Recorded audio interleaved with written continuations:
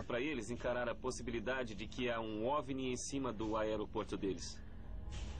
Mas quando relatos de terra continuam a ser recebidos, o tom dos funcionários da torre muda de cético para preocupado. Alguns dos nossos pilotos em terra relatam ter visto um OVNI a 300 metros do lado B do aeroporto. Vocês souberam de alguma coisa? Sabe, a torre da pista me ligou há uns 10 ou 15 minutos. Não vimos nada por aqui. Tá bom. Mas vamos ficar de olho, com certeza.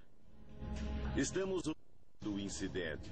As vozes reais de pessoas reais na torre, conversando com os funcionários da United, que dizem ter visto algo como um OVNI por cima de suas cabeças. Enquanto a torre luta com relatos não confirmados, várias testemunhas finalmente se abrem. Alguém observou um disco voador uns 300 metros acima do portão Charlie 17. Está vendo alguma coisa aí? Vimos há uma meia hora. Quem viu? Vários de nós aqui no pátio do Charlie. É mesmo? Viram quem? Os mecânicos da United. Agora os pilotos da área são avisados. Alguém relatou um OVNI, um disco voador acima do pátio do Charlie. Ninguém viu, mas cuidado. 8668, pode usar o Alpha para Northport e tome cuidado com o OVNI.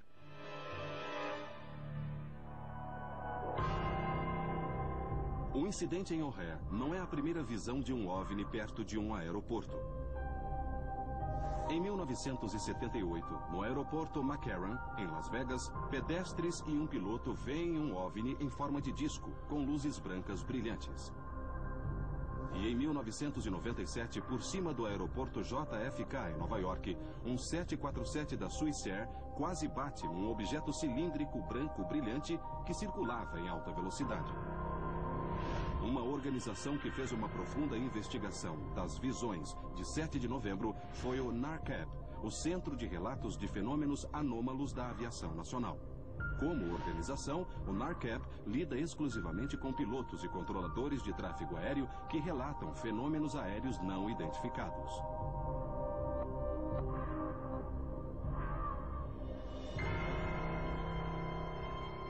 Bill encontra o diretor executivo do NARCAP, Ted Rowe. Por que você se envolveu no caso do O'Hare em Chicago?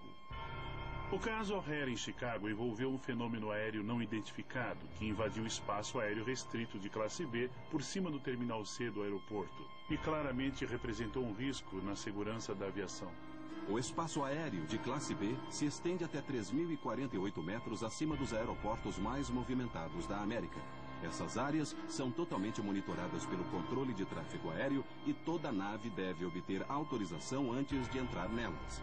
Uma aeronave não identificada oferece um problema significativo. Não há lugar para dúvidas para os pilotos, controladores aéreos ou operadores de radar quando se lida com não identificados. Está dizendo que fenômenos não identificados representam uma ameaça para a segurança aérea, principalmente no caso do O'Hare. Investigadores do NARCAP escrevem um relatório exaustivo de 155 páginas sobre o incidente. Eles concluem que o inquérito oficial do governo deve ser aberto. Se esse fenômeno tivesse entrado na rota do tráfego aéreo, poderia ter resultado em uma catástrofe. Como um objeto pode passar sem ser detectado por um dos espaços aéreos mais controlados e mais monitorados do mundo? Ted está prestes a fazer um voo no O'Hare para ver o quanto esse espaço é seguro. Será que algum tipo de nave poderia penetrar no espaço aéreo do O'Hare em Chicago? Enquanto um vídeo revela como contatos imediatos podem acontecer. A equipe está em Chicago, Illinois, investigando o relato de um OVNI em forma de disco que foi visto pelos funcionários da United Airlines em 7 de novembro de 2006 no Aeroporto Internacional de O'Hare. Illinois tem sido um imã de relatos de atividades de OVNIs nos últimos anos. Investigações anteriores examinaram visões em massa de uma enorme formação de luzes triangular por cima do subúrbio de Tinley Park, em 2004. E a perseguição intensa de outra nave triangular no sul de Illinois por 5 departamentos de polícia diferentes em 2000. Agora as visões de OVNIs vieram para a maior cidade do estado e um dos aeroportos mais movimentados do mundo.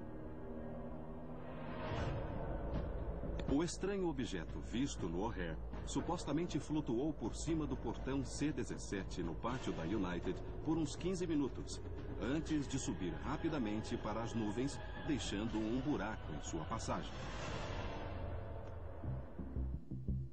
Mas como esse objeto poderia ter entrado nessa área altamente controlada? Os céus acima do O'Hare, em Chicago, são dos mais monitorados do mundo. Ted está prestes a voar para ver como até mesmo um avião pequeno deve passar por intensa averiguação ao se aproximar do aeroporto. O propósito do voo é testar se algum tipo de nave poderia ou não penetrar no espaço aéreo do O'Hare, em Chicago, sem passar por esses vários níveis do controle de tráfego aéreo e das coberturas de radares. O espaço aéreo controlado em torno do mundo é organizado como cilindros imaginários que ficam em torno dos aeroportos. Os cilindros ficam mais estreitos quando as aeronaves descem para altitudes menores e se aproximam do aeroporto. Se mapeados, eles parecem um bolo de casamento de cabeça para baixo. Em cada camada sucessiva do bolo, o grau de comunicação com a torre de controle e as exigências ao piloto aumentam. Scott Schweider, um instrutor de voo local, vai ajudar Ted a pilotar até o O'Hare. Entrar aí não vai ser fácil. Tá bom. Eles vão ter que mexer em muito tráfego por nós. Vai estar cheio. Ted vai sair do aeroporto executivo de Chicago a uns 16 quilômetros ao norte de O'Hare. Decolagem liberada. Lá vamos nós. Muito bem, prontos para partir. Depois de receber a autorização da torre do executivo de Chicago, Ted sobe para 914 metros na base da terceira camada. Quando se aproxima de O'Hare, é contatado pelo controle de aproximação de Chicago antes de descer a 609 metros na segunda camada. Nessa camada, ele é constantemente observado pelo pessoal da torre e pelo radar. Ele recebe mais 2 contatos antes de alcançar a camada mais baixa, onde finalmente é entregue à torre de O'Hare. Em algum lugar entre 9.200 e 18.500 metros, passamos a torre de controle. Passem a 126.9, agora monitorando essa frequência. É uma passagem muito tranquila de controladores de tráfego. Eles nos veem no radar e veem nossa altitude e identificação. Agora que desceu passando por cada camada controlada, Ted pode aterrissar. Passamos pela pista, o que significa que terminamos a aterrissagem e viramos à esquerda ou à direita para entrar numa taxiway. Mas mesmo aqui, Ted é seguido e recebe instruções de outro controlador. 414, vire à direita seguindo para 070.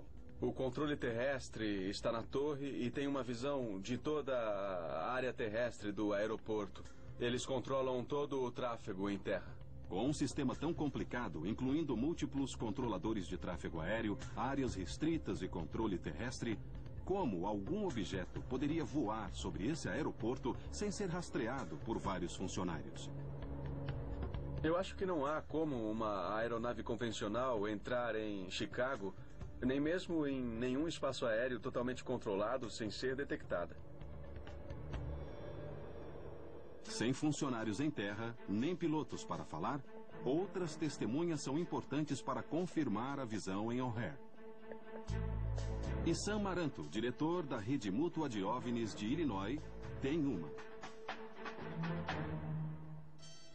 O que queremos é uma testemunha que seja totalmente independente da aviação civil e da United Airlines. Bem, Pat, acho que temos a testemunha. A testemunha de Sam diz que estava num carro dirigindo para O'Hare quando percebeu algo no céu. Ela ia pela estrada Manheim, onde percebeu o objeto por cima do portão C-17 e seguiu para a área internacional, estacionando o mais rápido possível. Ela e a amiga saíram e observaram o objeto por algum tempo junto a grupos de pessoas que se encontravam naquela área. A testemunha, conhecida somente como Senhorita J.H., apareceu depois do artigo de Hilkevich no Tribune. Ela pede anonimato, mas concedeu uma entrevista gravada por telefone a Sam. E para sua proteção, sua voz foi alterada.